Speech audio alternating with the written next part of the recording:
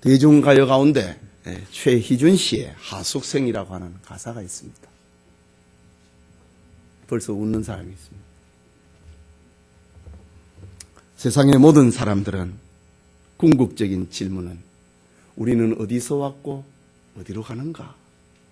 라는 질문입니다.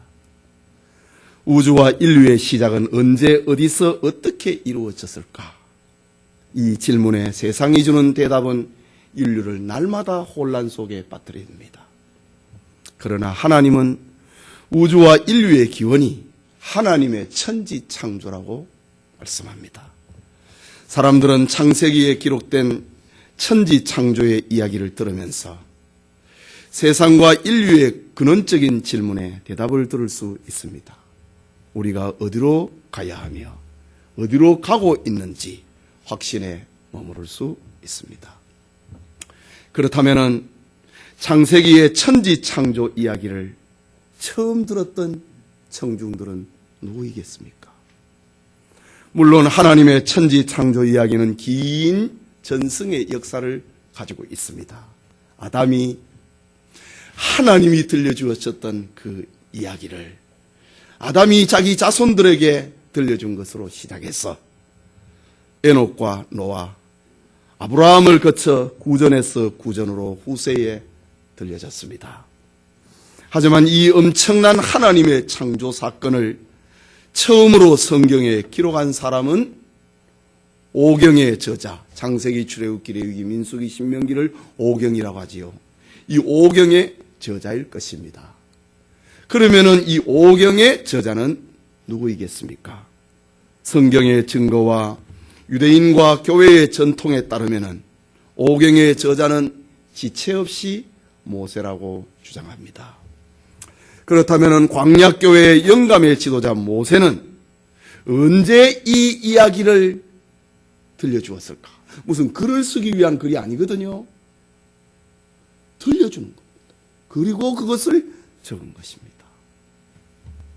예. 이거는 간직해야지. 그러면서 모세가 쓴 거 아니에요. 들려주기 위해서. 바울이 성경을, 로마서를 기록한 것도 글을 쓰기 위한 글이 아니잖아요. 로마 교인들에게 들려주기 위한 겁니다. 모세 오경, 창세기, 출애굽기, 레위기, 신명기 이 5권의 성경을 기록한 것도 책을 만들기 위한 게 아닙니다. 누군가에게 들려주기 위함입니다.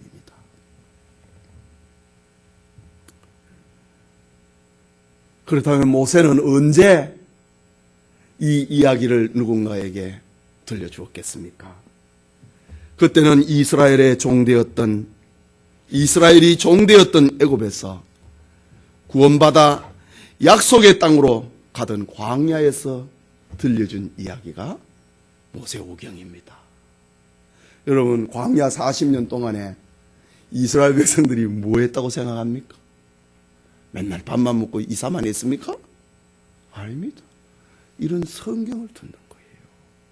모세를 통하여서 이런 설교를 듣는 거예요. 그것이 광야 40년의 길이었습니다. 이스라엘 백성들은 애굽에서 떠났지만은 여전히 세상적이고 애굽적인 세계관과 가치관을 가지고 있는 그들입니다. 이때의 모세는 하나님의 천지 창조 이야기를 들려주므로 세속적인 가치관을 내려놓고 버리고 하나님 백성의 역사관, 하나님 백성의 인생관을 세우도록 하기 위해서 모세는 이스라엘 백성들에게 천지 창조의 이야기를, 족장들의 이야기를 들려주고 있는 겁니다. 예배드리는 우리 성도님, 옛날 모세를 통하여서 광야에서 창세기를 통하여 창조 이야기를 들었던 이스라엘 백성들처럼 우리도 이 세속의 도시에서 창세기의 이야기를 듣고자 합니다. 이스라엘이 시련의 광야, 원망과 불평과 심판의 광야에서 금송아지를 만들고 죽음에 직면하였던 광야에서 창조의 이야기를 들으며 하나님의 백성으로 만들어갔던 것처럼 우리도 창조의 이야기를 들으며 하나님의 백성으로 만들어져 가기를 바랍니다. 창조의 이야기를 들으면서 저들의 연약과 죄를 회개를 했던 것처럼 우리도 이 성경 창세기 이야기를 들으면서 그리스도인으로 세워져 가기를 소원합니다. 이스라엘이 하나님의 창조 이야기를 들으며 애굽의 신화적인 세계관을 몰아냈던 것처럼 우리도 이 성경의 이야기를 들으며 창세기의 이야기를 들으며 물질주의, 인본주의, 세속주의, 분파주의, 혼합주의 세계관을 몰아낼 수 있는 기회가 되기를 바랍니다. 오늘은 창세기 서론이라는 제목으로 은혜 받고자 합니다. 말씀을 듣는 우리 모두 광야 시절 이스라엘 백성들이 가졌던 그런 세계가 우리 앞에도 펼쳐지기를 소원합니다. 이스라엘 백성들이 광야에서 자기가 보았던, 애굽에서 보았던, 종살이하면서 들었던, 경험을 했던 애굽의 전설, 애굽의 신화, 그건 아니라 이거지요. 창세기를 들으면서 새로운 세계관, 새로운 인생관, 새로운 역사관을 들었던 것처럼, 성립을 만들어졌던 것처럼 우리도 창세기를 들으면서 새로운 가치관, 이런 세계가 펼쳐지기를 소원합니다. 오늘은 첫날이니까 개괄적인 이야기를 하고자 합니다. 먼저 명칭입니다. 본래 구약 성경에 각 책에는 이름이 없었습니다.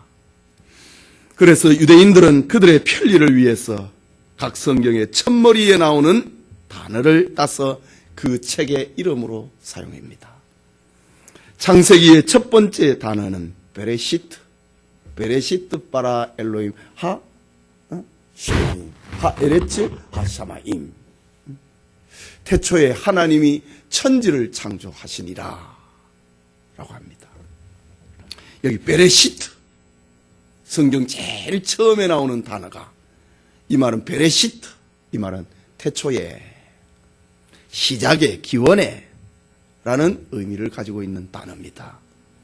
그 구약 히브리어 성경을 헬라말로 옮겨놓은 70인역에서는 본서의 명칭을 게네시스라고 이름을 붙입니다. 태초에라고 하지 아니하고 게네시스라는 이름을 붙입니다. 이것은 창세기 1장 1절에 태초에 하나님이 천지를 창조하시니라, 그 개념, 그 의미를 따라오는 겁니다. 창세기 2장 4절에 이것이 천지가 창조될 때에 하늘과 땅의 내력이니 라는 이런 의미를 따가지고 와갖고 이름을 붙여놓은 것이 70인정의 게네시스라는 단어입니다. 이것을 영어 성경에서는 그대로 의역을 내서 그대로 번역을 해가지고 음을 그냥 따라와서 창세기를 영어 성경에는 게네시스, 제네시스 그냥 씁니다. 한글 성경에는 이 단어를 번역을 해갖고 창세기라고 명명을 했습니다. 정리하자면은 창세기는 시작, 기원, 태초에라는 말입니다. 이것은 창세기를 함축적으로 잘 표현해 놓은 그런 단어입니다. 바로 70인역의 번역에 따라서 오늘의 성경 이름을 창세기라고 붙인 것입니다. 둘째로 창세기의 저자입니다. 창세기의 저자는 앞서 말씀드린 것처럼 모세의 오경의 기록 저자인 모세입니다. 모세가 창세기를 비롯한 오경의 저자라고 하는 것은 구약성경 전체가 이를 지지하고 있습니다. 출애굽기, 레위기, 민수기, 또 여호수아, 열왕기, 상하, 에스라, 이런 구약의 여러 성경들이 창세기는 모세의 기록이다, 모세의 율법이다, 모세의 글이다 라고 표현했습니다. 그리고 신약시대에 예수님께서 친히 오경이 모세가 기록한 것을 이렇게 증거하십니다. 모세의 글에는, 모세의 책에는 예수님께서도 이렇게 오경을 가리켜 모세가 기록했다라고 말합니다. 그렇다면 우리는 모세 외에는 그 누구도 창세기의 저자가 될 수 없음을 우리는 확신해야 됩니다. 오늘날의 많은 자유주의 신학자들이 창세기의 저자가 모세가 아니라 라고 하므로 우리는 뭐 누가 되든지 관계없지요. 그러나 이건 신학적으로 아주 중요한 문제가 됩니다. 모세 5경 창세기를 기록한 것이 아니라고 하면은 성경의 권위가 떨어져 버립니다. 자유주의 신학자들은 당시에 수많은 글들을 짜집게 해놓은 거, 편집해 놓은 거다, 이렇게 말하고 있기 때문에 모세의 저작설은 신학적으로는 아주 중요한 것이 됩니다. 예수님께서 율법서 5경을 모세의 글이다, 아주 권위 있는 예수님의 말씀입니다. 5경이 모세의 저작이 분명하면은 출애굽기는 창세기 역사의 연속입니다. 출애굽기와 레위기와 민수기, 신명기는 다 창세기와 동일한 정신, 동일한 방향, 동일한 목적을 가지고 기록하고 있는 것입니다. 저자가 한 사람이기 때문에 그렇다, 이 말입니다. 그게 셋째로 기록의 목적과 연대입니다. 기록의 목적입니다. 창세기를 기록하고 있는 목적, 이스라엘 백성들에게 창세기를 들려주었지요. 먼저 창세기를 들려준 목적이 무엇이냐? 그 첫째는 두 가지로 생각할 수 있는데, 그 첫째는 죄로 말미암아 하나님께로 분리된 인간이 하나님의 자비와 은혜로 전개되는 구원이 어떻게 시작되고 있는가를 보여주기 위함입니다. 또 하나는 우주와 세상과 인류의 시작으로부터 이스라엘 민족이 애굽에 내려가는, 그리고 신정국가가 하나님이 다스리는 나라가 되는 그 나라의 형성이 어떻게 되었는가, 그 뿌리를 알려주기 위함이지요. 그렇다면 창세기는 이스라엘 백성의 뿌리가 되는 것이고, 출애굽기는 그 뿌리에서 피어나는 민족이 되는 것입니다. 기록의 연대입니다. 창세기의 정확한 기록 연대는 우리는 추측할 수는 없습니다. 정의할 수는 없습니다. 그러나 분명한 사실은 출애굽 때부터 모세가 죽기까지 그 광야 시대, 신의 광야에서 기록했을 것입니다. 그리고 출애굽의 사건은 애굽의 투투모스 3세를 이스라엘의 탄압자로 봅니다. 남자 아이가 나면은 모조리 죽이라고 했지요. 그때 모세가 났지요. 그때 애굽의 황제가 투투모스 3세입니다. 그리고 그의 아들 아메노텝 2세 때에 이스라엘 백성들이 출애굽을 합니다. 이때가 역사학자들은 기원전 1446년으로 봅니다. 그렇다면 이 창세기가 기록이 된 것은 1446년 이스라엘 백성들이 출애굽한 그때부터 광야 40년을 지내고 모세가 시내 광야에서 이스라엘 백성들이 가나안 땅에 들어가는 그 직전에 죽으니까 그 40년 어간에 기록이 되었을 것이다. 아마 그 후반부가 아니겠나, 그렇게 추정을 합니다. 이렇게 창세기의 기록의 연대는 기원전 1446년부터 1406년 그 40년 어간이다, 이렇게 생각합니다. 넷째로 창세기의 특징과 구조입니다. 창세기는 다른 성경과 구분되는 몇 가지 특징을 가지고 있습니다. 한마디로 창세기는 모든 것의 시작을 말해줍니다. 우주의 시작입니다. 인류의 시작입니다. 가정의 시작입니다. 종족과 민족의 시작입니다. 안식일의 시작입니다. 죄의 시작입니다. 그리고 선택된 민족을 통한 하나님의 구원 사역의 시작입니다. 이렇게 모든 시작과 기원을 알려주는 성경이 바로 창세기다. 만약에 우리에게 창세기가 없다면 그 시작을, 그 기원을 우리가 알 길이 없는 것입니다. 그리고 얼마나 창세기가 소중한 책입니까? 그리고 창세기는 크게 두 개의 구조로 되어 있습니다. 1장에서 11장까지는 모든 인류를 대상을 합니다. 노아 시대 바벨탑 사건, 모든 인류를 대상을 합니다. 그리고 12장에서 50장, 오늘 낮에 우리 아브라함 시대 그 12장이거든요. 12장부터 50장까지는 아브라함과 그의 후손을 중심으로 기록을 합니다. 첫 부분의 중요 사건은 창조와 타락과 홍수, 그리고 바벨탑 사건입니다. 둘째 부분의 중요한 것은 하나님이 부르신 신앙의 사람들에 대한 이야기입니다. 이런 구조로 되어 있습니다. 다섯 번째로 창세기와 과학입니다. 과학을 이야기를 할 때에 과학이 아닌 과학으로 자리 잡은 진화론을 떠올리게 됩니다. 사실 인류의 타락이나 노아의 홍수 사건 등은 현대의 지질학이나 고고학과 이런 것들은 성경과 충돌되는 것이 없지 않아 있습니다. 그래서 진화론자들과 그들의 세계관에서 벗어나지 못하는 사람들은 하나님의 이 창조 이야기를 하나의 설화나 신화로 취급을 해버립니다. 그러나 고고학과 과학의 발달은 인류를 성경에서 멀어지게 하지 않습니다. 오히려 더 가깝게 만듭니다. 과학이라고 하는 것은 사실과 진실을 지지할 수밖에 없기 때문이지요. 진화든 창조든 이것은 다 인간의 경험 밖의 일입니다. 우리도 창조도 보지 못했고 진화도 보지 못했습니다. 창조도 과학적으로 증명할 수 없고 진화도 과학적으로 증명 못합니다. 이것은 아이가 어머니의 태 속에 있을 때의 일을 알지 못하고 기억하지 못하는 것과 같습니다. 우리의 눈은 나보다 작은 공이 굴러가는 것을 볼 수 있습니다. 이거 우리 눈이 보입니다. 그것은 우리의 시야에 들어오기 때문입니다.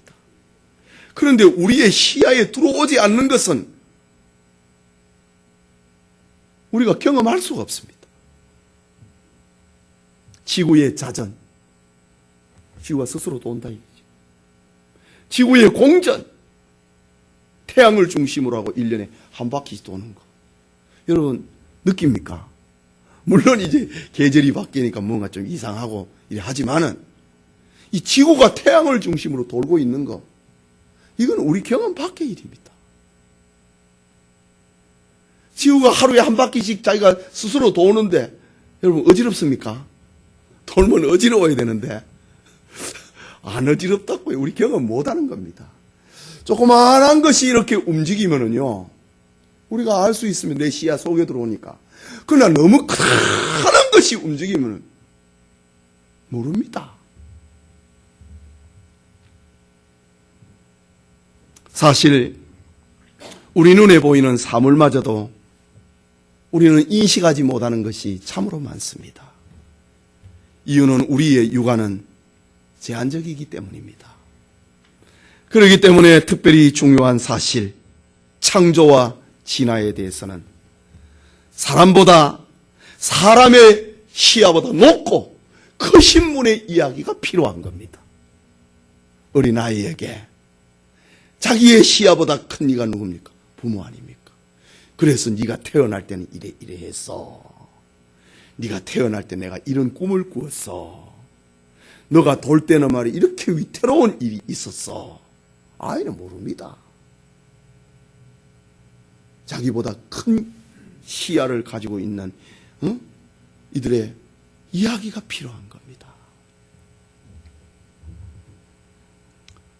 우리에게 인류의 기원, 이 우주의 기원에 대해서 우리의 시야보다 더 큰 분의 이야기가 우리에게는 필요합니다. 그분이 바로 하나님입니다. 그 하나님께서 우리에게 자신의 계시인 성경을 들려줍니다. 우리는 성경을 통하여서 창조를 알게 되고 성경을 통해서 창조의 이야기를 믿게 됩니다. 히브리서 11장 3절에는 믿음으로 모든 세계가 하나님의 말씀으로 지어진 줄을 우리가 아나니 보이는 것은 나타난 것으로 말미암아 된 것이 아니니라. 우리의 어떤 이 인식의 세계는 우리의 경험 밖의 것이다. 이거죠. 그래서 우리는 하나님의 이야기를 우리는 믿는다. 이거죠. 하나님의 말씀을 우리는 믿는다고 하는 것입니다. 지금 이런 이야기를 출애굽한 이스라엘 백성들에게, 그들에게는 애굽이 전부거든요. 그들에게 새로운 세계관, 역사관, 인생관을, 이 천지 창조의 이야기를 들려주므로 그들로 하여금 하나님의 백성으로 만들어가는 것입니다. 그렇다면 우리에게 창조신앙이 필요합니다. 과학과 창세기는 모순이나 충돌이나 반대일 수가 없다는 것을 우리는 알아야 됩니다. 창세기는 과학의 무한한 자원이고 의미고 목적입니다. 창세기를 우리가 바로 할 때에 바른 과학을 할 수 있어요. 막연한 연구가 아니라 하나님이 만들었다고 하는 이걸 속에서 우리는 바른 생물학을, 바른 과학을, 바른 의술을 우리가 공부할 수 있는 것입니다. 과학은 하나님이 창조하신 무한의 피조 세계를 개발하고 탐구하고 연구하여서 그것을 하나님의 영광을 위해서 쓰고 또 사람들의 삶에 어떻게 적절하게 편리를 제공할 것인가, 그것을 연구하는 것이 과학의 분야입니다. 그러므로 우리는 성경과 과학을 통해서 오히려 창조신앙을 굳게 해야 된다라는 겁니다. 여섯 번째로 창세기에 나타난 메시아 예언입니다. 여러분들, 광야에 있는 이스라엘 백성들에게 모세가 들려주었다고 생각을 하십시오. 모든 성경의 주제는 예수 그리스도입니다. 그리스도가 주제가 된 성경의 결과는 인류의 구원입니다. 그리고 존재하는 세계와 그 가운데 있는 역사는 인류 구원을 위한 구원의 무대고 구원의 수단입니다. 우리가 애굽에 왜 갔던가? 하나님께서 우리를 민족을 이루려고 우리가 애굽에 온 거야. 지금 이것을 모세를 통해서 이스라엘은 출애굽길, 창세기와 출애굽기를 통해서 그거를 깨닫는 겁니다. 창세기에는 구원의 계시, 메시아 계시가 충만하지만은 그 두드러진 세 가지만 예언을 살피고자 합니다. 첫째는 여자의 후손입니다. 나중에 우리가 구체적으로 살펴보겠지만은 창세기 3장 15절에 나타난 말씀입니다. 창세기에 나타난 최초의 구원 계시, 메시아 예언은 유혹자 뱀에게 내려진 선고에서 나타나는 여자의 후손입니다. 여자의 후손이 등장을 해서 뱀의 머리를 깰 것이다 라는 이야기입니다. 이 예언은 그리스도께서 성령으로 말미암아 잉태될 것을 예언하는 것입니다. 모든 인생은 남자와 여자의 성적인 결합을 통하여서 태어납니다. 그런데 그리스도는 남자의 씨와는 상관이 없는 성령의 능력으로 잉태됩니다. 그것을 가리켜서 여자의 후손이라는 말입니다. 성경에는 누가 누구를 낳고 누가 누구를 낳았다, 누가 누구를 낳았다고 하는 성경을 보십시오. 전부 남자입니다. 예. 누가 누구를 낳았다고 할 때는 전부 남자를 두고 하는 말입니다. 누가 누구를 통해서 낳았다고 하는 말은 여자의 몸을 결혼을 해갖고 낳았다. 예수님의 족보에 5명의 여자가 나오잖아요. 누가 누구를 낳고 누가 누구를 낳고 할 때에 누가 누구를 통하여서 낳았다. 이렇게 얘기해요. 누구를 낳았다고 할 때는 전부 남자입니다. 그런데 유독히 예수님에 대해서는 여자의 후손이라고 말하고 있다 이거지요. 아담의 후손이라고 말하지 아니하고 여자의 후손이 뱀의 머리, 사탄의 머리를 깰 것이다 라고 했습니다. 이건 바로 그리스도를 가리키는 말입니다. 여자의 후손, 여자는 혼자서 아기를 낳을 수가 없어요. 성령으로 잉태하실 그리스도는 사탄의 발꿈치를 물리는 고통, 육체적인 핍박과 정신적인 괴로움, 십자가의 죽음을 당하였지만은 그리스도께서 부활하심으로 말미암아 뱀의 머리를 깨는 승리를 얻게 된다고 하는 메시아 예언입니다. 이거를 지금 출애굽한 이스라엘 백성들에게 들려주었다는 겁니다.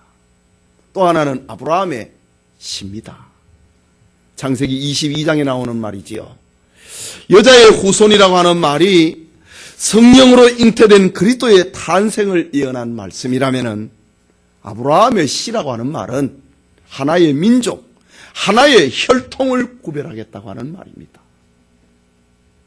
말하자면은 막연하게 공개되고 막연하게 계시되었던 여자의 후손이라고 하는 그리스도의 탄생이 아브라함의 시대에 와서는 아브라함의 씨라고 말합니다.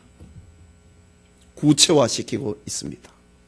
이것은 미래에 탄생하실 그리스도는 육체적으로 아브라함의 후손, 아브라함의 민족, 그 민족 가운데 오신다는 말입니다. 그가 바로 예수 그리스도인 것입니다. 그리고 또 하나는 유다의 자손입니다. 유다 지파의 후손으로 오신다고 했습니다. 아브라함의 가문, 그 후손은 야곱의 시대에 와서는 12지파가 형성이 됩니다. 12개의 계파로 이스라엘이라고 하는 민족을 형성을 합니다. 그 12개의 그 지파 가운데 야곱의 네 번째 아들이었던 유다의 후손으로 탄생할 것을 예언하십니다. 그런데 야곱이 그 유다를 축복을 하고 있는 그 예언적 기도, 그 축복의 기도에 유다 자손에게 유다를 축복하는 그 축복의 내용이 메시아 예언으로 꽉 차 있습니다. 창세기 49장 8절에서 12절에 나오는 말인데 너는 네 형제의 찬송이 될 거라고 합니다. 여러분 야곱은 12아들 가운데 유다는 네 번째 아들입니다.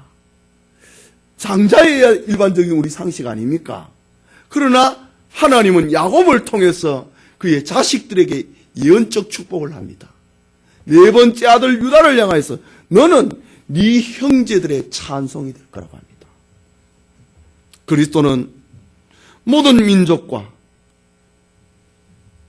모든 찬송과 모든 영광과 존경을 받을 것이라는 말입니다. 또 유다를 향한 예언적 기도 가운데 내 손이 원수의 목을 잡을 것이다. 목을 잡는다고 합니다. 유다의 손이 원수의 목을 잡을 것이라고 합니다. 이것은 창세기 3장 15절에 예언이 되었던 그리스도의 승리가 여자의 후손이 뱀의 머리를, 사탄의 머리를 깰 것이라고 하는 이 말이 유다 자손의 후손 가운데서 그것이 구체적으로 나타납니다. 네 손이 원수의 목을 잡을 것이라고 합니다.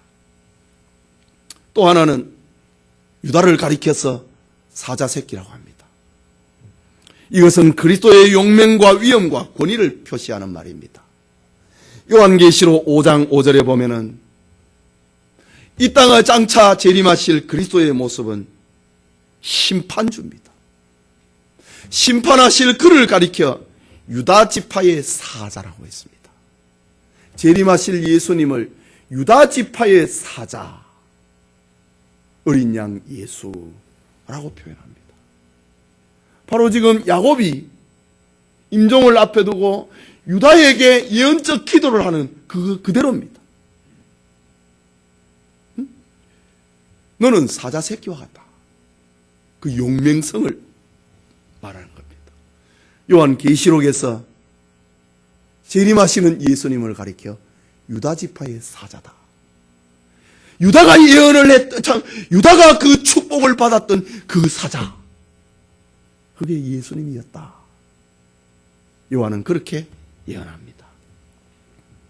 그리고 유다를 향한 축복 예언은 실로라고 합니다.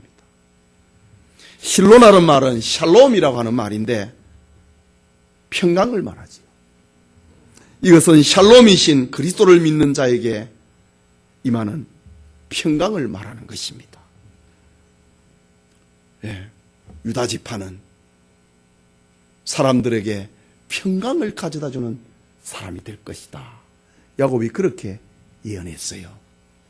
이처럼 창세기에는 죄의 기원과 함께 모든 죄에서 인류를 해방시켜줄 그리스도의 탄생을 예언을 하고 그 예언이 점차 선명하고 분명하게 나타나고 있습니다. 이것을 가리켜 신학적으로는 점진적인 계시라고 하지요. 이런 이야기를 출애굽한 이스라엘 백성들이 들었다, 이 말입니다. 그게 7번째로 창세기와 요한계시록의 연관성입니다. 우리가 알다시피 창세기는 모든 것의 시작이고 요한계시록은 모든 것의 마지막입니다. 창세기는 성경의 첫 번째 책이고 요한계시록은 성경의 마지막 책입니다. 그렇다면 창세기는 시작의 책이고 요한계시록은 완성의 책입니다. 창세기는 하나님의 천지 창조를 말했고 요한계시록에는 새하늘과 새 땅을 말하고 있습니다. 창세기는 해와 달과 별들의 비침을 말을 했고 요한계시록은 그 성 안에는 해와 달과 별들의 비침이 있을 때였고 주님 자신의 영광으로 빛이 난다고 말합니다. 완성입니다. 완성. 천국에 해와 달과 별이 없다는 말이 아닙니다.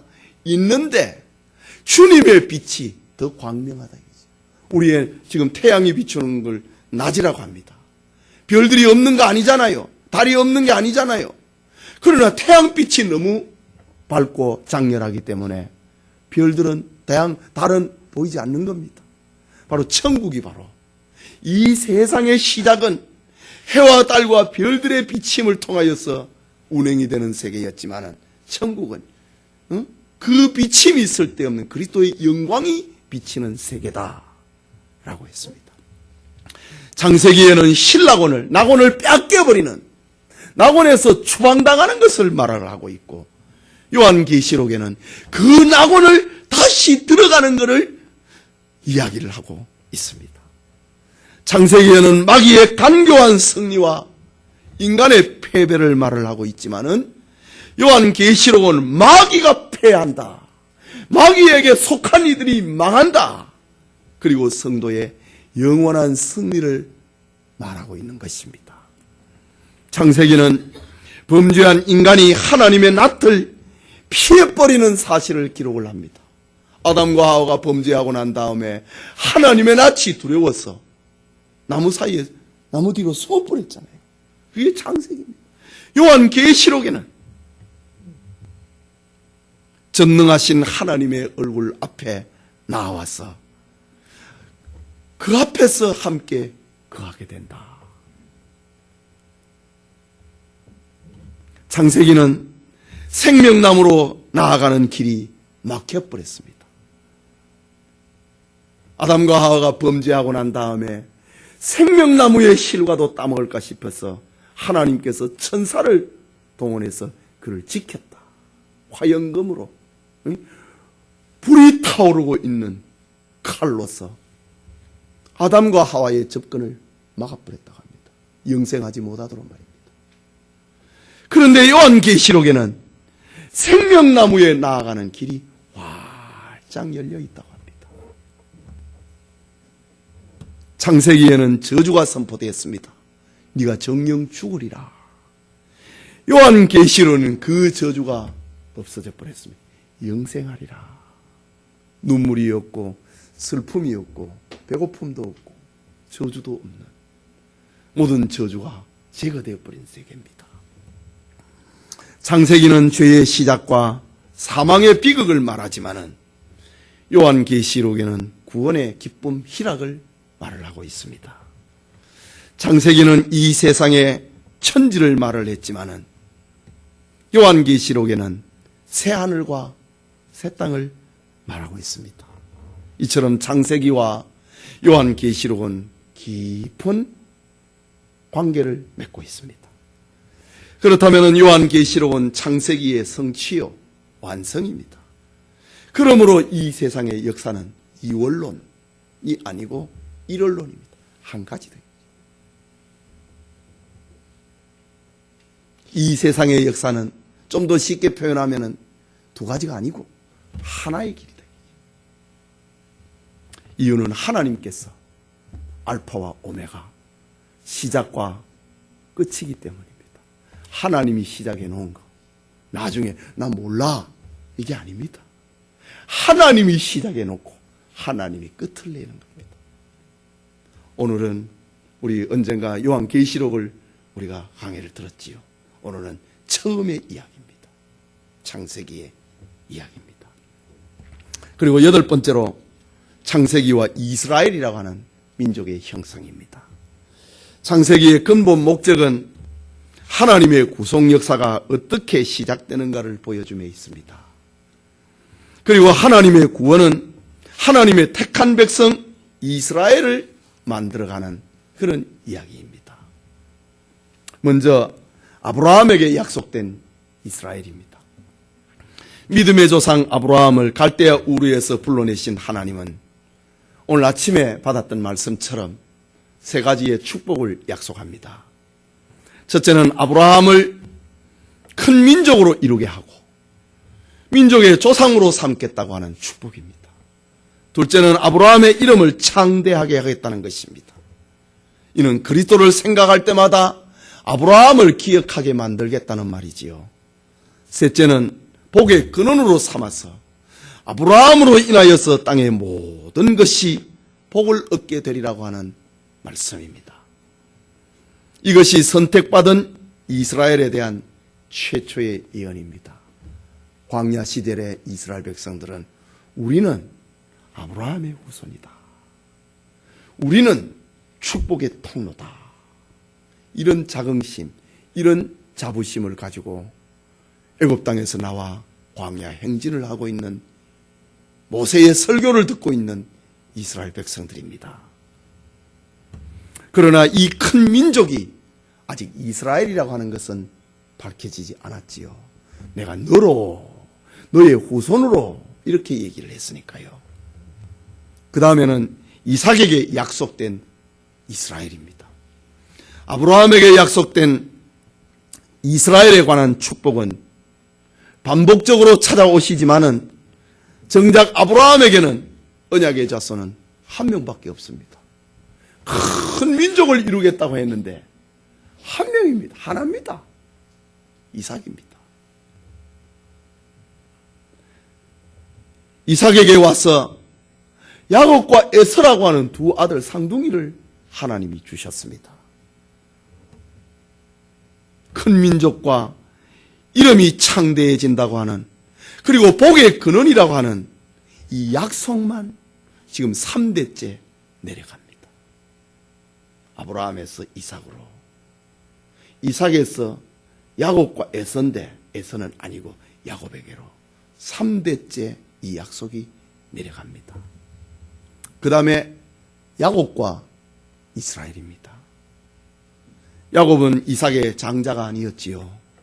그런데 하나님의 약속은 에서가 아니라 야곱을 통하여서 이스라엘을 만들겠다고 합니다. 야곱의 시대에 와서 이제 빛을 발하기 시작을 합니다. 3대째 내려와 갖고 말입니다. 야곱은 저 야복 강가에서 연약에 빠졌을 때에, 형이 무서웠을 때에, 내가 형한테 가면 죽는다고 두려워 떨었을 때에 하나님이 야곱에게 찾아오셔서 네 이름이 무엇이냐? 예, 야곱입니다. 이제는 야곱이라 부르지 말고 이스라엘로 불러라. 아브라함에게서 시작했던 그 구원의 이 약속이 3대째 내려와갖고 이름을 얻습니다. 이런 이야기를 광야 시대에 이스라엘 백성들이 지금 듣고 있는 겁니다. 예. 그리고 하나님께서는 야곱에게 12 아들을 주십니다. 큰 민족을 이루는 근간을 3대째 내려와 갖고 펼치십니다. 그리고 요셉과 이스라엘입니다. 요셉은 아브라함의 후손 메시아 탄생이라고 하는 그게 직계 혈통은 아닙니다. 야곱의 12아들 가운데 하나일 뿐입니다. 이스라엘을 형성을 하는 12지파 가운데 하나일 뿐입니다. 예. 야곱의 12아들 가운데 네 번째 아들 유다의 후손 가운데서 메시아가 탄생합니다. 그러면 요셉은 뭐냐 이거지요. 요셉과 이스라엘입니다. 하나님은 요셉을 들어서 이스라엘로 하여금 큰 민족을 만드는 그런 울타리로 사용을 하십니다. 이스라엘의 기초를 형성을 하게 합니다. 당시에 흉년과 가난 속의 고통을 당하던 야곱은 아들 요셉이 죽지 않고 살아있다는 이야기를 듣습니다.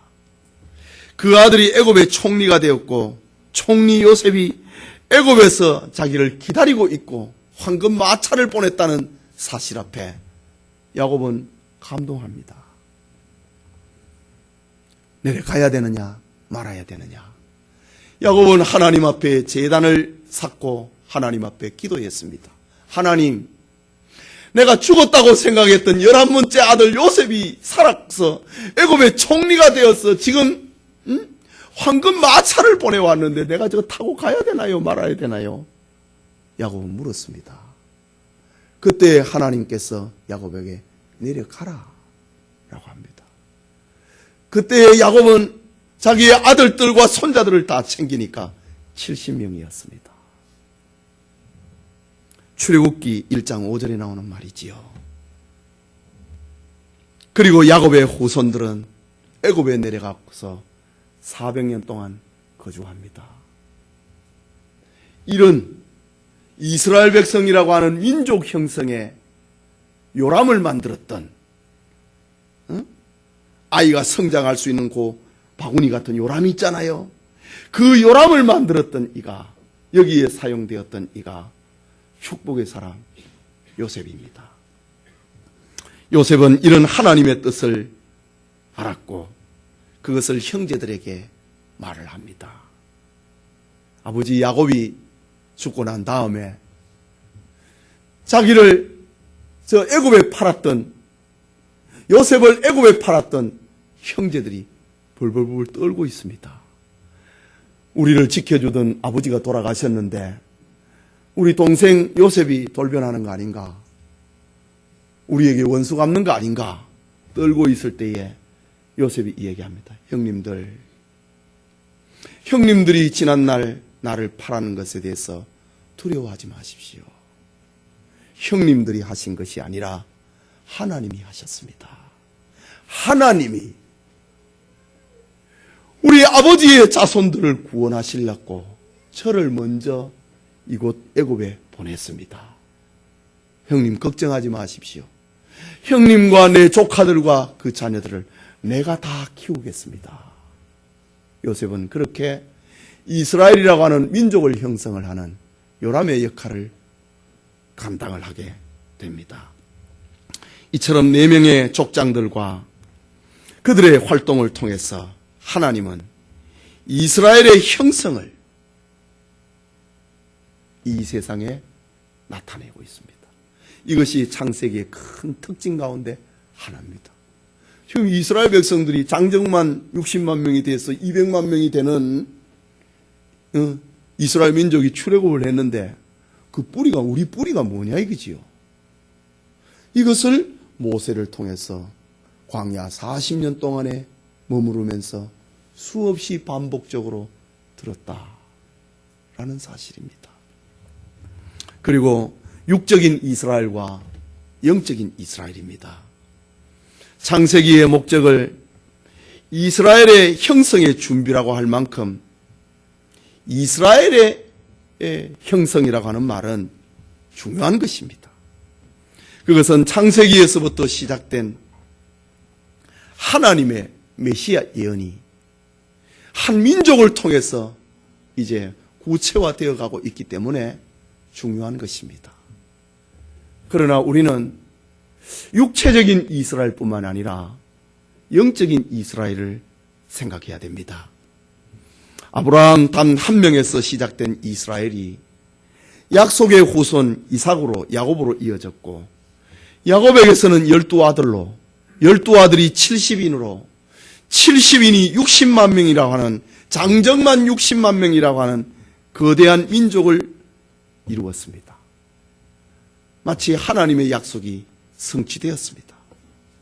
그런데 이스라엘의 확장은 여기에 머무르지 아니하고 신약 시대의 영적 이스라엘로 확장이 됩니다.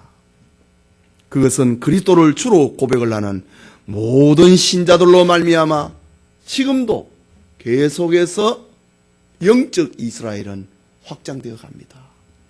예수님이 말씀하셨지요.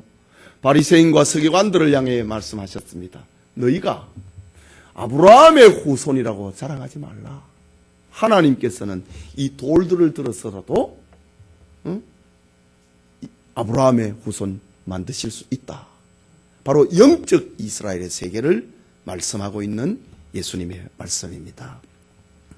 예수님은 겨자씨 비유에서 비유한 것처럼 하나님의 나라는 지금도 계속되고 지금도 확장되는 영적 이스라엘을 말씀하셨습니다.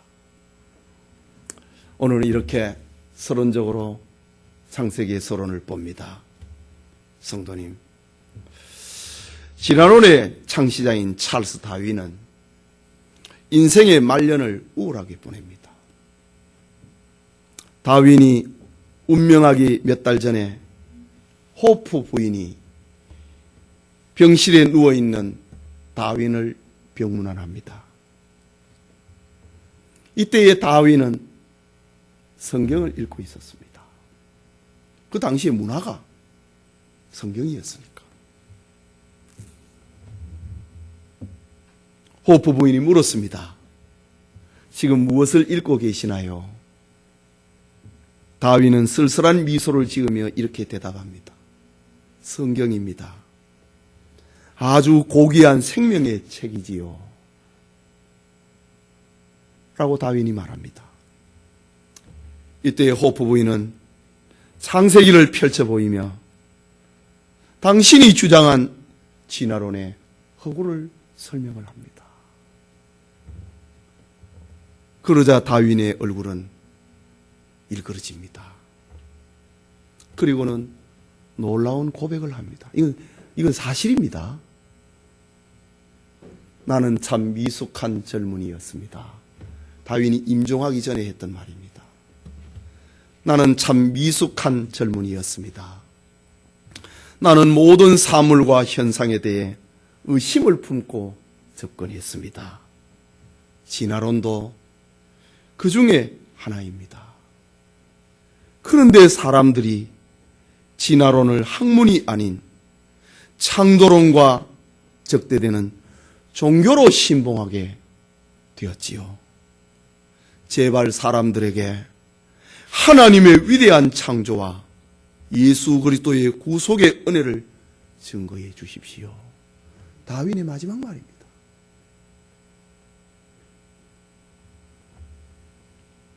진리는 이렇게 죽음을 앞에 두고 참과 거짓은 드러나게 됩니다.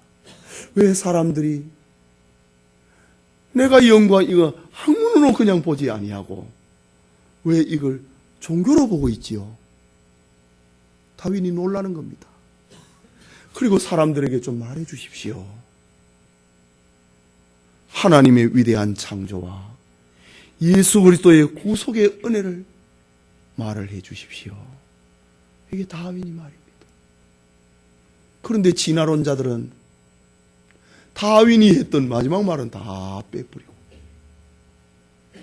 한창 젊은 날에 철없이 떠들었던 글을 썼던 그것을 이렇게 종교처럼 지금 신봉하고 있는 것입니다. 여러분, 창세기는 이 세상의 모든 것의 시작을 보여주는 책입니다. 창세기는 범죄한 인간을 구원하기 위한 하나님의 구원 계획이 어떻게 펼쳐지고 있는가를 알려주는 책입니다. 모세가 들려주었던 창세기를 이스라엘 백성들이 들으며 창조신앙을 세우고 구원신앙을 세우고 선민신앙을 세우고 사명신앙을 세웠던 것처럼 오늘부터 시작되는 창세기 강해를 통해 우리의 믿음이 굳건해지고 지난날 광야시대의 이스라엘 백성들에게 그렇게 기대했던 모세의 마음처럼 우리의 가운데 때도 창조신앙이, 구원신앙이, 선민신앙이, 사명신앙으로 세워지는 앞으로의 창세기 강해가 되기를 소원합니다.